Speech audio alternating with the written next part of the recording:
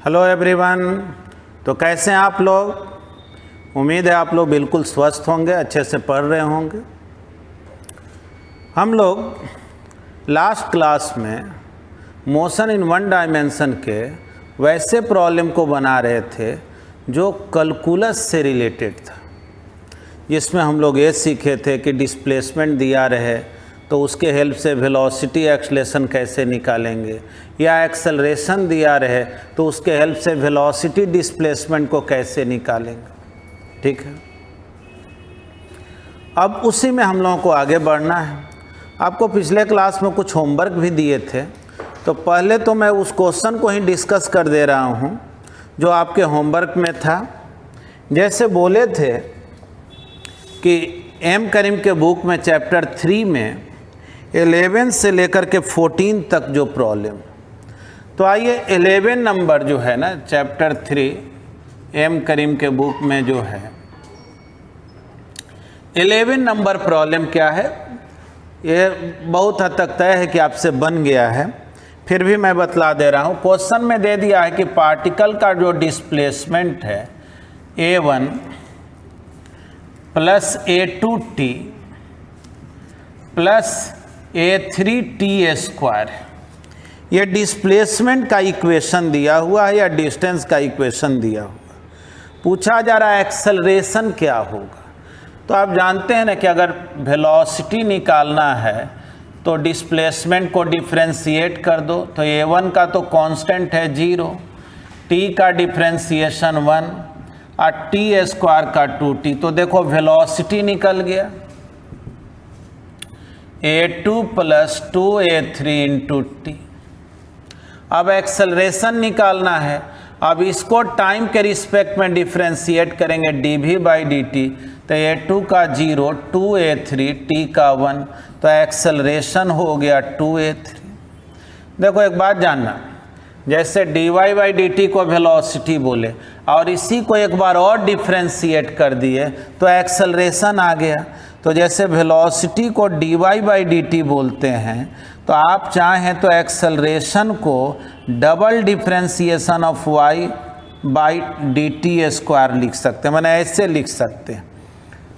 ठीक ना, एक बार डिफरेंशिएट करते हैं तो dy बाई dt लिखे, दूसरे बार डिफरेंशिएट करते हैं तो d square y divided by dt square. ठीक ना, इस तरह से आप एक्सेलरेशन को लिख सकते हैं, या इसी को आप dv बाई dt भी लिखते हैं। यानी पार्टिकल का जब डिस्प्लेसमेंट का इक्वेशन दिया रहे तो वेलोसिटी और एक्सेलरेशन निकालना तो बिल्कुल आसान है। और ये भी देख लीजिए ये टाइम पर डिपेंड नहीं कर रहा, यानी एक्सेलरेशन जो है वो कांस्टेंट है। ठीक, अब आइए क्वेश्चन नंबर 12 देख। 12 प्रॉब्लम में कह रहा है कि पार्टिकल का जो डिस्प्लेसमेंट है वो टाइम के डायरेक्टली प्रोपोर्शनल है, तो बतलाओ एक्सेलरेशन क्या होगा। तो प्रोपोर्शनलिटी साइन को हटा करके कांस्टेंट दिए, एक बार इसको डिफरेंशिएट किए, के टी का डिफरेंशिएशन 1, यानी वेलोसिटी के हो गया जो कि कांस्टेंट हो गया, वेलोसिटी टाइम से मतलब नहीं है। लेकिन क्वेश्चन में पूछ रहा है एक्सेलरेशन बतला, तो एक बार और डिफरेंशिएट करो तो कांस्टेंट का डिफरेंशिएशन 0 यानी एक्सेलरेशन 0, यानी जब डिस्प्लेसमेंट टाइम के डायरेक्टली प्रोपोर्शनल होगा तो एक्सेलरेशन क्या हो जाता है 0। अब देखो प्रॉब्लम नंबर 13 में कह रहा है डिस्प्लेसमेंट जो है वो टी स्क्वायर के डायरेक्टली प्रोपोर्शनल है, तो प्रोपोर्शनलिटी साइन को हटा करके कांस्टेंट दे दिए। कह रहा है ये बतलाओ इनिशियल वेलोसिटी क्या होगा। तो ठीक है, पहले तो वेलोसिटी क्या होगा, तो dy बाई dt और t स्क्वायर का डिफरेंशिएशन 2t, तो वेलोसिटी 2kt आ गया। और इनिशियल वेलोसिटी मतलब होता क्या है, टाइम जब 0 हो तब वेलोसिटी क्या है, तो बोलेंगे कि फॉर इनिशियल वेलोसिटी के आपको जो है टाइम के जगह 0 पुट करना, तो बोलो 2k इंटू 0, यानी इनिशियल वेलोसिटी 0 हो गया। क्या अब इसमें देख लें 14 नंबर प्रॉब्लम, इसमें कह रहा है कि इन द एबव प्रॉब्लम, मतलब कि 13 नंबर प्रॉब्लम में ही डिस्प्लेसमेंट टी स्क्वायर के प्रोपोर्शनल है k इंटू टी स्क्वायर, और क्वेश्चन में पूछा जा रहा है कि whether the body is moving with uniform velocity और यूनिफॉर्म एक्सेलरेशन। ये बतलाओ इसका वेलोसिटी जो है वो यूनिफॉर्म वेलोसिटी है, यूनिफॉर्म एक्सेलरेशन है, ये कैसे समझेंगे? तो देखो जी, अगर वेलोसिटी निकाले dy/dt तो वेलोसिटी हो गया 2kT। क्या ये यूनिफॉर्म है? नहीं, टाइम पे डिपेंड कर रहा है, तो वेलोसिटी तो यूनिफॉर्म नहीं है। हाँ, एक बार और डिफ्रेंशिएट करें, 2kT का डिफरेंस यानी एक्सेलरेशन जो है वो यूनिफॉर्म है, क्योंकि टाइम से रिलेट इसका कोई मतलब नहीं है, यानी एक्सेलरेशन इज यूनिफॉर्म आप बोल सकते हैं। तो चलिए, ये तो आपको 3-4 क्वेश्चन जो दिए थे पहले उसको बता दिए। एक क्वेश्चन और 25 नंबर दिए थे, थोड़ा अच्छा क्वेश्चन है, पहले इसको आप लिख लें। देखिए, एक प्रॉब्लम नंबर 25 जो है आपके होमवर्क में दिया गया था, और ये क्वेश्चन कह रहा है कि डिस्प्लेसमेंट जो है पार्टिकल का इस इक्वेशन को फॉलो कर रहा है, v0/v 1 - e⁻⁻bt। यही जो है क्वेश्चन में इंफॉर्मेशन है। क्वेश्चन में दे दिया है कि b जो है स्मॉल b ये कांस्टेंट है और ये ग्रेटर देन 0 है। b का वैल्यू मतलब कि 0 से बड़ा, निगेटिव नहीं है। अब आपसे पूछा क्या जा रहा है, ठीक है, क्वेश्चन यहाँ मेंशन कर दे रहे हैं, what is the velocity of the particle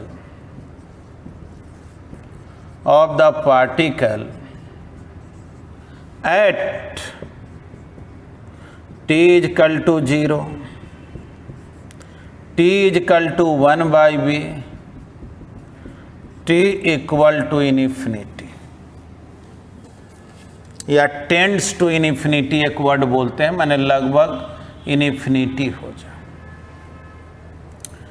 देखो, ऐसा क्वेश्चन देखने में ही थोड़ा डरावना लगता है ये बनने वाला नहीं, लेकिन ये क्वेश्चन कुछ हार्ड नहीं। देखो जी, कैसे इसको सॉल्व करेंगे। डिस्प्लेसमेंट दिया हुआ है कितना, v0/b, ब्रैकेट को ब्रेक कर लेते हैं, -v0/b e⁻⁻bt। निकालना वेलोसिटी है, यानी इसको डिफ्रेंशिएट करना है with respect to time, ds/dt। देखो, ये टर्म में तो टाइम नहीं है, कांस्टेंट टर्म है, इसका डिफ्रेंशिएशन 0, v0/b। और याद करो, डिफ्रेंशिएशन में e⁻x होता था, तो डिफ्रेंशिएशन भी e⁻x ही होता, यानी e⁻−bt ही होगा। और t में जितना से मल्टीप्लाई है उसको आगे लाके मल्टीप्लाई कर देते हैं। यही इंटीग्रेशन करते तो डिवाइड करते -b से, और डिफ्रेंशिएशन करते हैं तो मल्टीप्लाई कर देते हैं, है ना। तो देखो, तो ds/dt को v बोले, माइनस माइनस से प्लस हो गया, b और b cancel, v is equal to v0 e⁻⁻bt, है ना। वेलोसिटी का यही इक्वेशन आ गया, v0 e⁻⁻bt। अब जो है क्वेश्चन में कह रहा टाइम जब 0 तब वेलोसिटी क्या होगा, तो चलिए टाइम के जगह 0 पुट करते हैं। देखिए तो क्या आ रहा है, v0 e⁻, टाइम के जगह 0 रखेंगे तो इतना हो गया, और समथिंग पावर 0 1 होता है, यानी कि v is equal to v0। यही आंसर हो। क्वेश्चन के सेकंड पार्ट में कहा जा रहा आपसे कि टाइम का जब वैल्यू 1/b हो तो वेलोसिटी क्या होगा, तो बस पुट कीजिए t is equal to 1/b, तब वेलोसिटी क्या होगा, तो v0 e⁻⁻b, टाइम के जगह 1/b, तो v is equal to v0 e⁻⁻1। देखो, तो इसको ऐसे लिख सकते हैं, v0 1/e देखो एक बात जानना, E का जो वैल्यू है ना 2.71 होता है, या लगभग 2.7 ही बोल दो, 2.71 होता। अब इसी को सॉल्व कर लो कि 1 डिवाइडेड बाई 2.71, ये करोगे तो 0.37 के अप्रॉक्स आएगा इनटू V0। बस यही आंसर होगा। उसी को अपना 0.368 करके ऐसा कुछ आता है, इसको डिवाइड करेंगे ना, उसी को अप्रॉक्स करके 0.37 लिखा हुआ। अब चलो क्वेश्चन का थर्ड पार्ट क्या कह रहा है, when t tends to infinity, t जब लगभग इनफिनिटी हो तो देखो तो v is equal to V0 e to the power minus infinity है ना, t के जगह इनफिनिटी रख दिए, या V0 1 by e to the power infinity. और ये जानो कि e to the power infinity infinity होता और समथिंग बाई इनफिनिटी जो है वो 0 होता, यानी v हो गया 0। वैसे हम लोग जब ग्राफ पढ़ेंगे तो वहाँ पर जानेंगे कि इसी का जब आप ग्राफ ड्रॉ कीजिएगा ना, इधर टाइम और इधर वेलोसिटी दिखा के, तो देखो टाइम जब 0 तो वेलोसिटी v0 है, स्टार्ट में वेलोसिटी v0 है और बाद में घटते घटते जो है, तो ये ग्राफ अभी तो आपको बहुत क्लियर समझ में नहीं आएगा, लेकिन बस अगले क्लास से मुझे ग्राफ के ही बारे में कंसेप्ट देना है तो बिल्कुल सब समझ में आएगा। तो ठीक है, इसको आप पहले नोट करें। देखिए अब कैलकुलस से ही रिलेटेड प्रॉब्लम में कुछ और कंसेप्ट हम लोग सीखते हैं। जैसे कहा गया है क्वेश्चन में, वेलोसिटी ऑफ ए पार्टिकल ऐसे दिया हुआ 2 माइनस टी और मॉड दे दिया। देखो ये मॉड दे दिया, इसका मतलब ये हुआ कि वेलोसिटी कभी निगेटिव नहीं लेना है, हमेशा पॉजिटिव लेना है। तो पॉजिटिव लेने का मतलब होता है ना, वो एक फिक्स डायरेक्शन में जा रहा है, डायरेक्शन उसका चेंज नहीं हो रहा है। जबकि अगर हम मॉड नहीं दे यहाँ पे तो 2 माइनस टी, टी के जगह 0 रखेंगे तो वेलोसिटी 2 आएगा, पॉजिटिव आएगा। 1 रखेंगे तो 1 आया, और टाइम के जगह 2 रख देंगे तो 0 हो जाएगा, और 2 से ज़्यादा अगर टाइम रखेंगे तो वेलोसिटी माइनस में आने लगेगा। तो जब माइनस में आने लगता है तो इसका मतलब है कि डायरेक्शन चेंज कर रहा है अपना, ठीक ना। सिखाए ना, वेलोसिटी के आगे प्लस माइनस लगे तो वो एक्सलेशन रिटार्डेशन नहीं बतलाता है, वेलोसिटी के आगे प्लस माइनस उसके डायरेक्शन के बारे में बतलाता है। यानी अगर हम ऐसा लिख करके छोड़ दें तो इसका मतलब ये हुआ कि 2 सेकंड तक पार्टिकल आगे जाएगा और 2 सेकंड के बाद वेलोसिटी नेगेटिव हो जाएगा, पार्टिकल लौट के आएगा।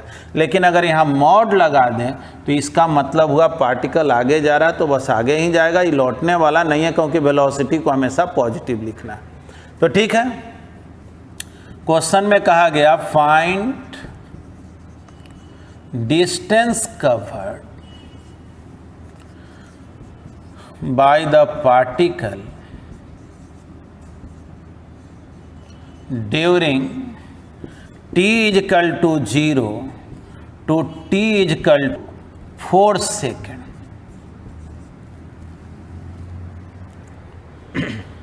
देखो अगर इसी क्वेश्चन में मॉड नहीं होता तो 2 सेकेंड तक ही आगे जाता और 4 सेकेंड में पूछ रहा, अगले 2 सेकेंड तक ये लौट करके आता, तब जो है डिस्टेंस और डिस्प्लेसमेंट अलग अलग हो जाता। लेकिन इस मॉड लग जाने का मतलब हुआ पार्टिकल लौट नहीं सकता, उसको आगे ही जाना है। तो प्रॉब्लम बनाए कैसे, बिना मॉड के तो बनाना हम लोग सीखे हैं। तो देखो यहाँ पे इस बात को मेंशन कर दे रहे हैं, फॉर 0 to, ऐसा करते हैं, t is equal to 0 to t is equal to 2 second. Velocity is positive और for t greater than 2 second velocity is negative. तो देखो 2 माइनस टी अगर हम लिखें तो ये टर्म जो है पॉजिटिव रहेगा कब तक? 0 से 2 सेकेंड तक। लेकिन 2 सेकेंड से बड़ा अगर ले लें तो ये निगेटिव हो जाएगा। लेकिन उस थोड़ा ऐसे सोचो तो इसको अगर हम t माइनस 2 लिख दें, देखो तो t माइनस 2 अगर लिख दें तब तो t अगर 2 सेकेंड से बड़ा लोगे तो ये पॉजिटिव रहेगा कि नहीं? सोचो, जैसे 2 माइनस टी है, अगर उसको t माइनस 2 लिखें और t का वैल्यू अगर 2 सेकेंड से बड़ा ले लें तो जाहिर है नहीं हमेशा पॉजिटिव होगा कि नहीं? यानी कि ऐसे समझो, बोलेंगे क्या, we can write equation of velocity v is equal to 2 minus t, mod को हटा दो, 2 माइनस टी वैलिड है for t is equal to 0 to t is equal to 2 second. ध्यान से देखो जी, यानी कि 0 से 2 सेकेंड तक बात करो तो इसको 2 माइनस टी लिखो और for t is equal to 2 second to t is equal to 4 second इस इक्वेशन को बदल के t माइनस 2 कर दो तो जाहिर है तब वेलोसिटी पॉजिटिव रहेगा ना। हमको वेलोसिटी हमेशा पॉजिटिव रखना है, निगेटिव नहीं रखना है, क्योंकि मॉड लगा हुआ है। तो बोलेंगे कि तब हमको इस तरह से काम करना पड़ेगा, इस वेलोसिटी के इक्वेशन को 2 माइनस टी लिखना पड़ेगा जब तक हम 2 सेकेंड से कम टाइम का बात करेंगे।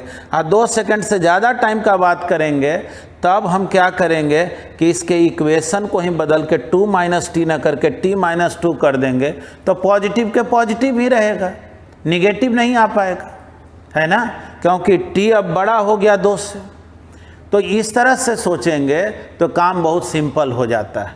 अब देखो, जैसे आप जानते हैं ना v इजकल टू दिया हुआ है 2 माइनस टी मॉड, v को क्या लिखते हो ds by d T, 2 minus t mod,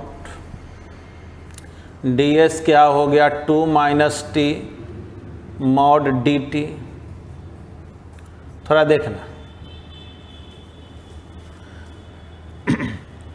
अब इसी को ना इंटीग्रेट करते थे, लेकिन बस अब इसमें थोड़ा सा यही बुद्धि लगाना है, इंटीग्रेट तो करना है। ऐसे लिखेंगे 2 माइनस टी डी टी। अब देखो मॉड हटा दिए, 2 minus T d T plus T minus 2 d T.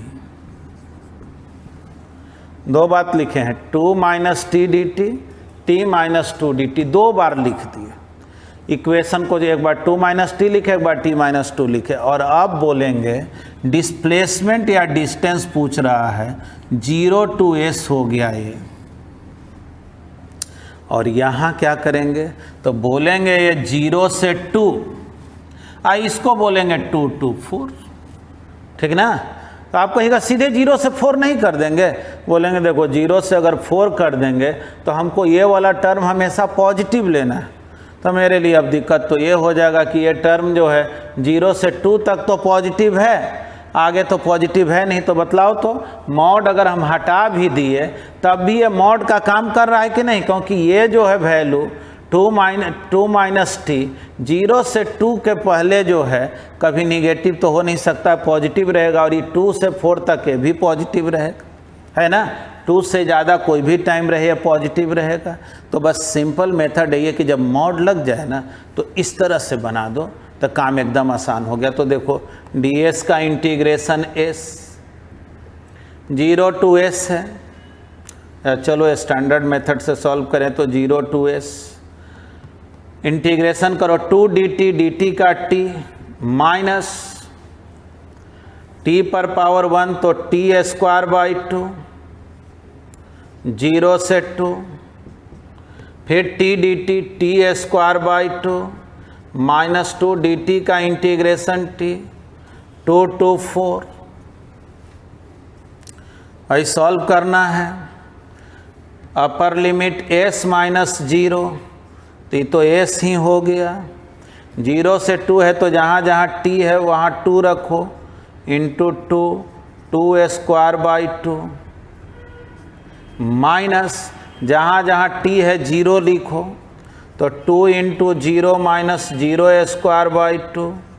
चलो ये वाला काम हो गया। अब इसको सॉल्व करना है। प्लस जहाँ जहाँ t है 4 रखो तो 4 square by 2 minus 2 into 4, minus करके लोअर लिमिट पुट करना है, जहाँ t है वहाँ 2 लिखो, 2 स्क्वायर बाई 2 माइनस 2 इंटू 2। अब पूछा जाए क्या हो गया डिस्टेंस, तो क्या हुआ जी 4 माइनस 2, ये 2 हुआ, ये तो 0 ही है। प्लस यहाँ क्या हुआ थोड़ा देखो, 16 बाई 2 यानी 8, 8 माइनस 8, ये टर्म तो 0 हो गया। चलो भाई ये टर्म तो 0 हो गया है ना, माइनस ये कितना हो गया जी 2 माइनस 4 यानी कि माइनस 2। देख लो तो ये कितना आ गया, माइनस माइनस प्लस 4 मीटर हुआ क्या। यानी ये जो पार्टिकल है टोटल डिस्टेंस कितना कवर करेगा 4 मीटर। देखो 2 सेकंड में वास्तव में गया है ये 2 मीटर। ये पहला स्टेप को सॉल्व किए हैं तो ये 2 मीटर ना आया है, और दूसरा स्टेप हमारा वो भी आ गया है 2 मीटर। ठीक है, अगर इसी क्वेश्चन में मॉड नहीं होता तब जानते हो, इसी क्वेश्चन में मॉड अगर नहीं होता और इसको हम लोग सीधे 0 से 4 तक इंटीग्रेट करते, ठीक ना, तब तो इसका ज़रूरत ही नहीं पड़ता, सीधे 0 से 4 करके देखते, तो करके देखो आंसर 0 आ जाएगा। यानी ये पार्टिकल 2 सेकंड तक आगे गया 2 मीटर, 2 मीटर पीछे लौट करके गया और टोटल हो गया 4 मीटर। लेकिन चूंकि मॉड लगा हुआ है यानी वेलोसिटी निगेटिव नहीं लेना है, यानी पार्टिकल ऑल टाइम किधर जा रहा है, आगे जा रहा है। तो ठीक है, पहले इसको आप लिख। अब आइए कैलकुलस से रिलेटेड कुछ और प्रॉब्लम डिफरेंट टाइप का हम लोग देखते हैं। जैसे अगर क्वेश्चन में कहे velocity of a particle is given by, देखो जी वेलोसिटी इस तरह से दे दिया है k√s, ठीक ना, k√s दिया हुआ है वेलोसिटी, k जहां की कांस्टेंट, ठीक ना, और s जो है वो डिस्प्लेसमेंट। आपसे क्वेश्चन में कहा गया find, first question acceleration of particle, second question displacement of particle, displacement of particle in time t। ठीक, तो कैसे बनाएंगे इस क्वेश्चन को। देखो अभी तक हम लोग जितना भी क्वेश्चन पढ़ते थे ना, वो सब में वेलोसिटी टाइम के टर्म में दिया हुआ रहता था, डिस्प्लेसमेंट के टर्म में नहीं। तो dv/dt कर देते थे, एक्सेलरेशन निकल जाता था। अब ये s के टर्म में है, डिस्प्लेसमेंट के टर्म में, तब कैसे काम करें। चलिए आइए देखें।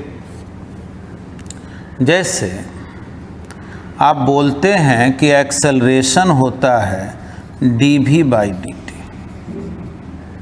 ठीक है, थोड़ा सोचिए, अगर हम लोग ऐसा करें कि ऊपर नीचे ds से मल्टीप्लाई करते हैं, ds मतलब वेरी स्मॉल डिस्प्लेसमेंट, देखो तो ds बाई dt को तो वेलोसिटी बोलते हैं ना, यानी इसी इक्वेशन को हम लोग ऐसे लिख सकते हैं ds by dt dv by ds, देखो तो, है ना, यानी एक्सेलरेशन हो गया ds by dt, ds by dt को v बोलते हैं, v dv बाई ds, यानी आप एक्सेलरेशन का फॉर्मूला ऐसे भी लिख सकते हैं a is equal to v dv by ds, ये भी लिखे तो गलत नहीं, जैसे dv बाई dt लिखते हैं उसी से ना आया v dv बाई ds। तो अब इस प्रॉब्लम को कैसे बनाएंगे, आइए क्वेश्चन का फर्स्ट पार्ट, वेलोसिटी कितना k रूट s, क्या निकालना है, एक्सेलरेशन। तो एक काम करो, एक्सेलरेशन होता तो dv बाई dt है, पहले dv बाई ds निकालो, तो k रूट s का डिफरेंशिएशन, आप डिफरेंशिएशन में देखेंगे सिखाए थे, रूट x का डिफरेंशिएशन x के रिस्पेक्ट में 1/2 रूट x होता है, तो ये रूट s है तो हो गया 1/2 रूट s। लेकिन क्या यह एक्सेलरेशन निकला, तो नहीं, ये तो dv बाई ds निकला। इसको हम लोग नाम दे देते हैं वेलोसिटी ग्रेडियंट, ठीक ना, change in velocity per unit distance को हम लोग वेलोसिटी ग्रेडियंट बोलते हैं, dv बाई ds से निकला, एक्सेलरेशन नहीं निकला। एक्सेलरेशन क्या होगा, तो एक्सेलरेशन का फॉर्मूला होता है v dv बाई ds, तो ठीक है, v कितना है, तो v तो है k रूट s, और dv बाई ds कितना है, k बाई 2 रूट s।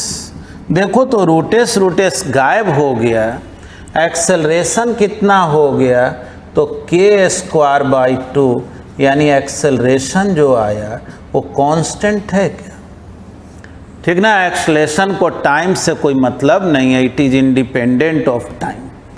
चलो एक्सेलरेशन तो निकल गया, लेकिन अब इसी क्वेश्चन में पूछ रहा है कि पार्टिकल का डिस्प्लेसमेंट क्या हो। थोड़ा सोचो, वेलोसिटी दिया हुआ है और डिस्प्लेसमेंट पूछ रहा, कैसे निकालें, ध्यान से देखो। तो वेलोसिटी है k रूट s, ठीक है, वेलोसिटी को हम लोग ds बाई dt लिखते हैं ना, k रूट s, और आप जानते हैं ना कि वेलोसिटी दिया रहे और अगर डिस्प्लेसमेंट निकालना हो, यानी उल्टा ना हो गया, याद करो, डिस्प्लेसमेंट से वेलोसिटी जाना होता था तो डिफरेंशिएट करते थे, वेलोसिटी से एक्सेलरेशन जाना होता था तो डिफरेंशिएट करते, और उल्टा आने पर क्या करते हैं, इंटीग्रेट करते हैं। तो देखो तो ds divided by root s k dt, सही लिखे, s वाला टर्म को एक तरफ ला दिए। अब सोचो तो अगर इसी को हम लोग बोथ साइड इंटीग्रेट करें, तो ds by root s k dt integrate करो, मतलब तो s कहाँ से कहाँ तक वैरी कर रहा है, displacement 0 to s, time 0 to t। देख लो जी, अब इसका इंटीग्रेशन क्या होगा, 1 बाई रूट s है, इसको चाहे तो ऐसे लिख सकते हैं, s को ऊपर ले जाएंगे power -1/2 ds k dt 0 to t 0 to s। अब थोड़ा बतलाव, इंटीग्रेशन का रूल क्या, तो रूल है कि जो पावर है उसमें 1 ऐड कर दो, तो -1/2 में 1 ऐड कर दें तो +1/2, और उतना ही से डिवाइड कर दो। 0 to s और dt का इंटीग्रेशन t 0 to t। ठीक, 2 को ऊपर ले जाओ, 2 रूट s, सही लिखा ना, 2 रूट s। ठीक है, बाद में वैल्यू पुट करें, 0 to s k t 0 to t। ठीक ना, इंटीग्रेशन तो खैर हम लोग कर लिए यहीं पे, अब वैल्यू रखना अरेंज किए हुए। देखो अब एक बात समझा रहे कि ये जो इक्वेशन आया, जाहिर है हम लोग इंटीग्रेशन मेथड से लाए, डिस्प्लेसमेंट मुझे निकालना है, तो हम क्या किए कि ds/dt किए, यहाँ तक काम किए। लेकिन माइंड में कुछ और भी बात आ सकता है। एक्सेलरेशन निकाले थे तो कांस्टेंट आया था ना, तो अगर एक्सेलरेशन जब कांस्टेंट रहता है तो डिस्प्लेसमेंट के लिए ut plus half at square भी यूज कर सकते हैं कि नहीं, s equal to ut plus, वो फार्मूला वैलिड हो जाता है कि नहीं। जहाँ एक्सेलरेशन कांस्टेंट हो वहाँ बतलाओ s equal to ut plus half at square भी सही है कि नहीं, तो बिल्कुल सही है। लेकिन तब कोई कहेगा u न चाहिए, इनिशियल वेलोसिटी चाहिए कि नहीं, तो क्या क्वेश्चन में इनिशियल वेलोसिटी दिया हुआ है, तो बोलेंगे हाँ दिया हुआ तो है। तो कोई कहेगा कहाँ दिया हुआ है, खाली लिख दिया है वेलोसिटी के रूट s, टाइम थोड़े दिया हुआ है। टाइम अगर दिया रहता तो टाइम की जगह 0 पुट कर देते तो इनिशियल वेलोसिटी मालूम हो जाता। बोलेंगे कि नहीं, सोचो ना, डिस्प्लेसमेंट जो है 0 से ही शुरू होता है, यानी स्टार्ट में जैसे टाइम 0 होता है वैसे ही स्टार्ट में डिस्प्लेसमेंट भी 0 होता है। तो अगर स्टार्ट का वेलोसिटी पता करना है तो डिस्प्लेसमेंट की जगह 0 रख देंगे तो वेलोसिटी 0 आ गया, यानी इनिशियल वेलोसिटी क्या है 0। यानी इस क्वेश्चन को बिना इंटीग्रेट किए भी हम लोग बना सकते थे, क्योंकि एक्सेलरेशन कांस्टेंट है इसलिए वो काम कर सकते थे। हाँ, लेकिन जो आप पढ़ रहे हैं मेथड, उसमें तो आपको सिखाया जा रहा है कि इंटीग्रेशन के हेल्प से कैसे डिस्प्लेसमेंट निकालेंगे। तो जाहिर है वो अभी हम लोग यहाँ तक काम किए हैं, दोनों मेथड से बतला दे रहे हैं, डायरेक्ट भी और इस मेथड से भी। पहले आप इसको लिख लें।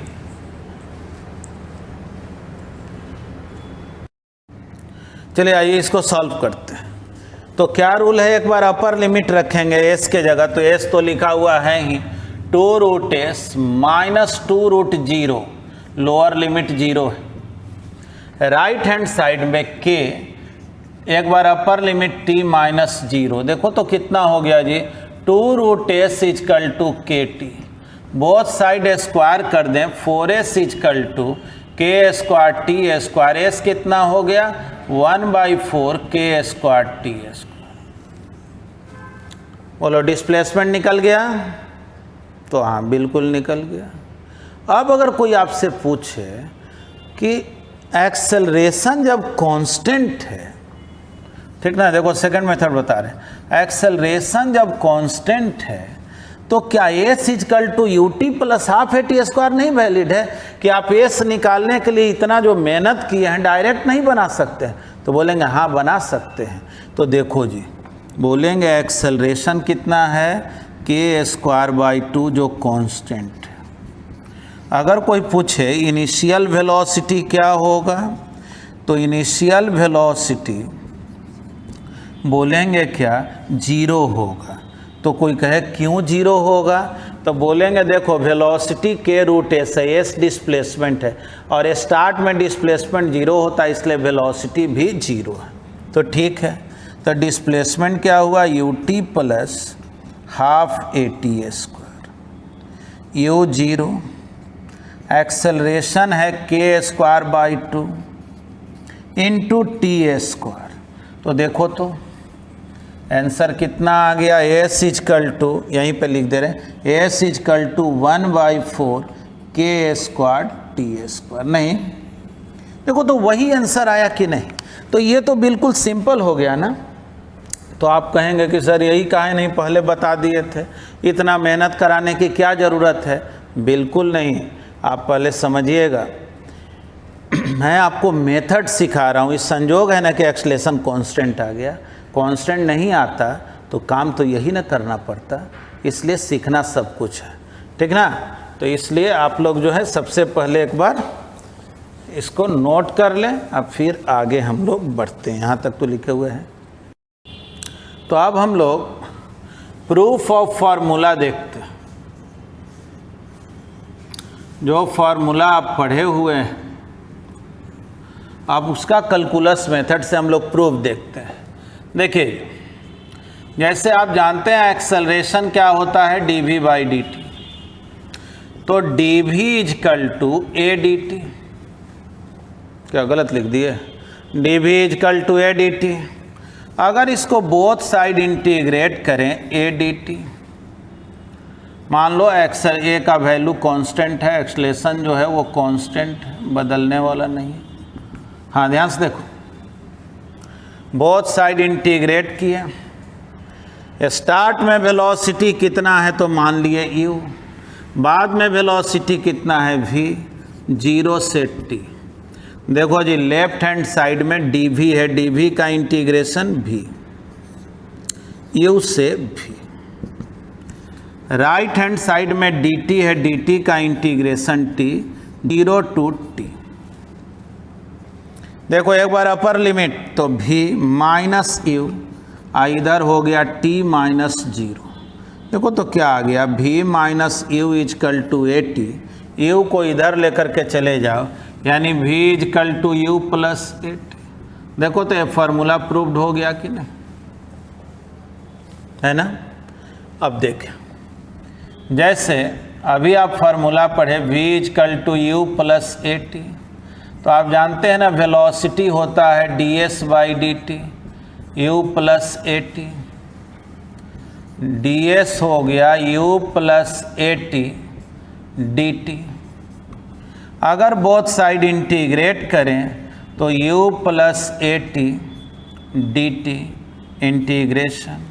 डिस्प्लेसमेंट कहाँ से कहाँ, 0 to s, time 0 to t। ds का इंटीग्रेशन हो गया s, 0 टू s। dt का इंटीग्रेशन t, t पर power 1, t square by 2, 0 to t।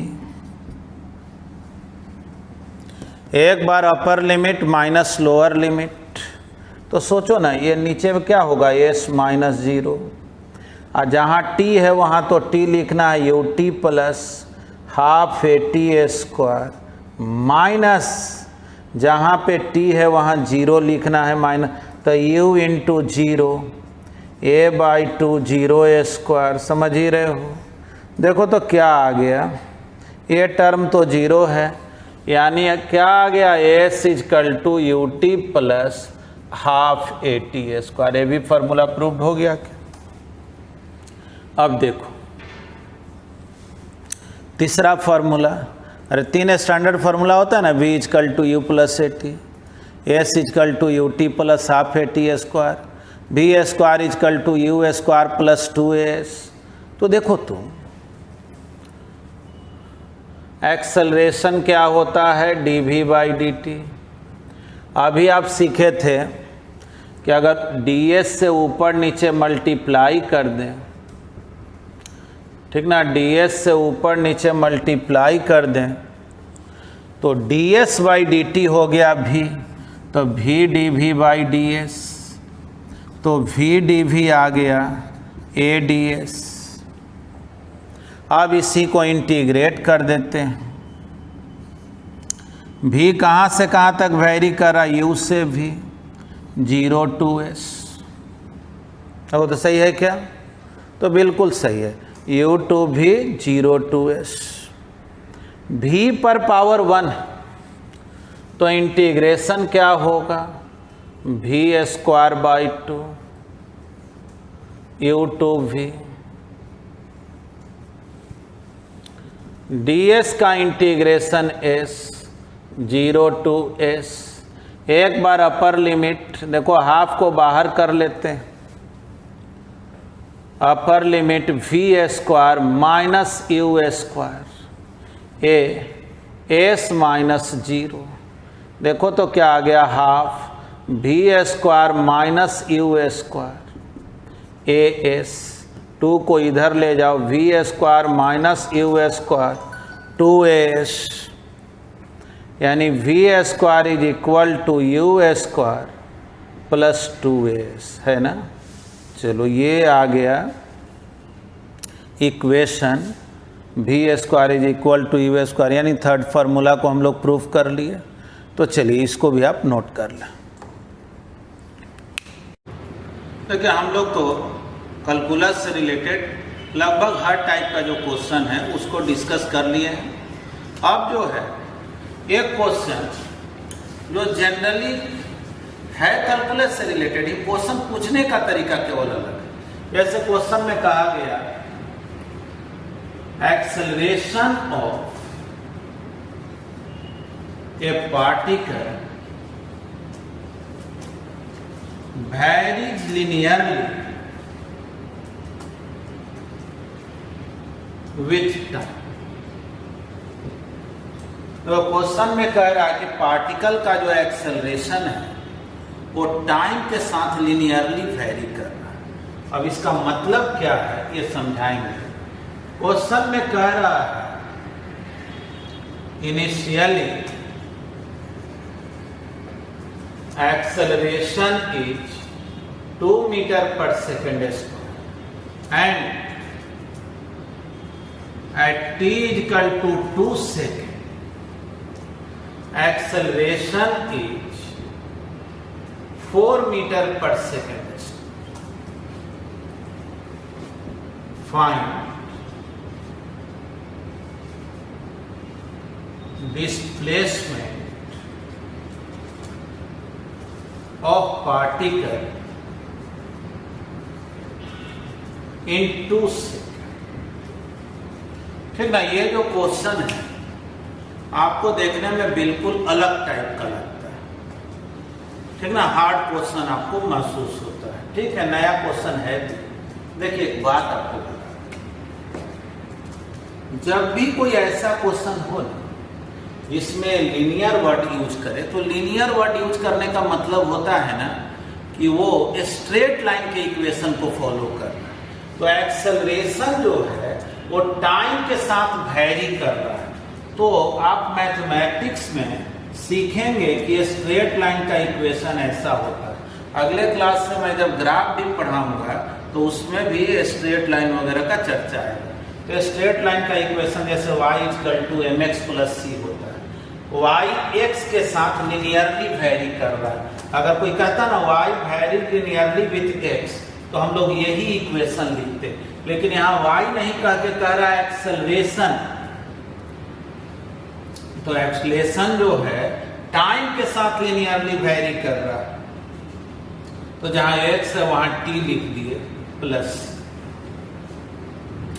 ठीक ना, लिनियरली वेरी कर रहा है एक्सेलरेशन टाइम के साथ, तो यही इक्वेशन लिखा। अब क्वेश्चन में कह रहा है कि इनिशियली एक्सेलरेशन है 2 मीटर पर सेकंड स्क्वायर, यानी when t is equal to 0, time जब 0 है तो एक्सेलरेशन है 2 मीटर पर सेकंड स्क्वायर, यानी a की जगह 2 लिखो और टाइम के जगह 0 लिखो। देखो तो c का वैल्यू मालूम हो गया क्या, 2 मीटर पर से c निकल गया। अब देखो कह रहा टाइम जब 2 सेकेंड है तब एक्सेलरेशन कितना है, 4 मीटर पर सेकेंड स्क्वायर। तो बोलेंगे क्या, when t equal to 2 second acceleration is 4 metre पर सेकेंड। तो एक्सेलरेशन के जगह लिखो 4, टाइम के जगह लिखो 2 और c का वैल्यू निकाल लिए हैं 2। देख लो इसको इधर रखो, 4 माइनस 2 2, यानी m का वैल्यू 1, यानी देखो जी m मुझे पता चल गया, c पता चल। अब कोई पूछेगा कि एक्सेलरेशन का इक्वेशन क्या होगा, तो देखो अब हम लोग ओरिजिनल क्वेश्चन पे पहुंचे।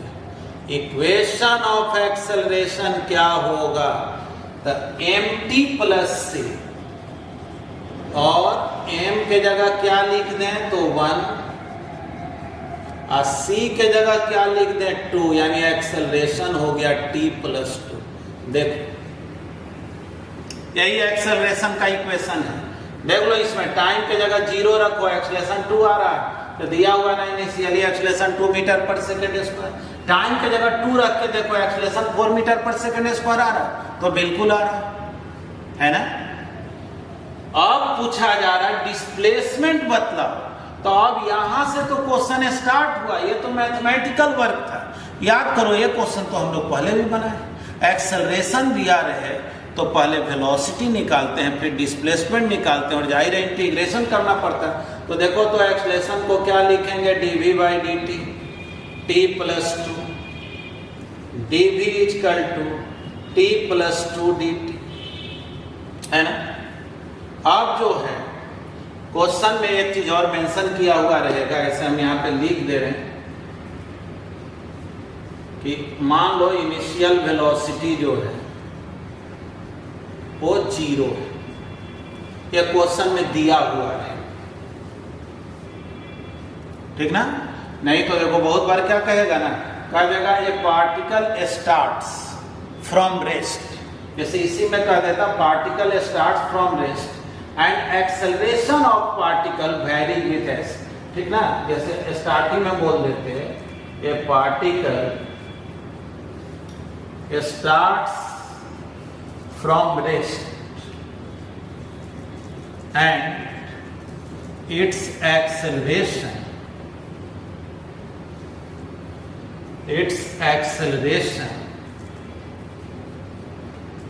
varies linearly with time, और आगे वही, तब ये लिखने की जरूरत। देखो ध्यान से, पहले मुझे वेलोसिटी निकालना है, फिर उसको इंटीग्रेट करेंगे तो डिस्प्लेसमेंट निकलेगा। तो ये काम हम लोग पिछले क्लास में भी किए। वेलोसिटी स्टार्ट में क्वेश्चन में ही कह दिया है 0 है, 0 ना कह के कह देता इनिशियल वेलोसिटी 2 मीटर पर सेकंड है, तो हम लोग यहाँ 2 लिखते। तो रेस्ट से कह दिया है स्टार्ट किया 2 0 टू v, और टाइम 0 टू t। dv का इंटीग्रेशन भी अब जान ही रहे, v माइनस 0 भी करेंगे v ही आएगा। t पे पावर 1 है तो integration t square by 2, dt का इंटीग्रेशन t। चलिए वेलोसिटी निकल गया, निकला ना। अब डिस्प्लेसमेंट निकालना, तो v हो गया t square by 2 plus 2t, ds by d T half T square plus 2t, ds हो गया half T square plus 2t dt, है ना। अब बोथ साइड इंटीग्रेट करेंगे, चलो जी बोथ साइड इंटीग्रेट करते हैं। टी स्क्वायर बाई 2, वही ना बात लिखा हुआ है, हाफ टी स्क्वायर लिखे, फर्क तो पड़ना है। Half T square plus 2t dt, 0 to s 0 to t। Solve कैसे करेंगे, तो ds integration s 0 to s है ना। हालांकि आप जान रहे हो s माइनस 0 करेंगे s ही निकल जाएगा। हाफ टी स्क्वायर है तो t to the power 3 by 3, और 2t पर पावर 1 है तो t स्क्वायर बाई 2। ये 0 टू s लिखने की क्या ज़रूरत है, आएगा तो s ही ना, तो डायरेक्टली यहाँ भी 0 टू t है तो कोई फर्क पड़ना नहीं है, इसलिए 1/6t³ प्लस t स्क्वायर, यही देखो इक्वेशन आ गया। लेकिन डिस्प्लेसमेंट कितने टाइम में पूछ रहा है, 2 सेकेंड में, तो put t is equal to 2 second. देखो तब कितना आ जाएगा, 1/6 2³ प्लस 2 स्क्वायर, कितना आया जी 8/6, यानी 4/3 प्लस 4, बतलाओ तो s कितना हो गया जी 16/3 मीटर। है ना। तो देखिए कैलकुलस से रिलेटेड जितना भी टाइप था, कोशिश किए हैं कि हर टाइप के क्वेश्चन आपको बतलाएं। कुछ टेस्ट में भी क्वेश्चन वगैरह है उसको भी जो है आगे डिस्कस कर देंगे, तो जिससे कि पूरी तरह से कंप्लीट हो जाएगा। अगले क्लास से जो है हम लोग पढ़ेंगे ग्राफ से रिलेटेड कंसेप्ट, ठीक ना, बिल्कुल फ्रेश पढ़ेंगे। कोई अगर पहले का नहीं भी पढ़ा हुआ हो उसको भी समझ में आएगा। केवल एक कैलकुलस का जो लेक्चर है वो थोड़ा सा रिवाइज कर लीजिएगा, डिफ्रेंशिएशन इंटीग्रेशन, उससे आपको जो है ना सुविधा मिलेगा, ठीक ना। ये याद रखेंगे, डिफ्रेंशिएशन को इंटीग्रेशन को एक बार पढ़ लेंगे। अगले क्लास से मैं ग्राफ का कंसेप्ट बताऊंगा और उसके बाद ग्राफ से रिलेटेड प्रॉब्लम सिखाएंगे और काइनेमैटिक्स आपका फिनिश हो जाएगा, ठीक है। तो आज इतना ही, थैंक यू, धन्यवाद।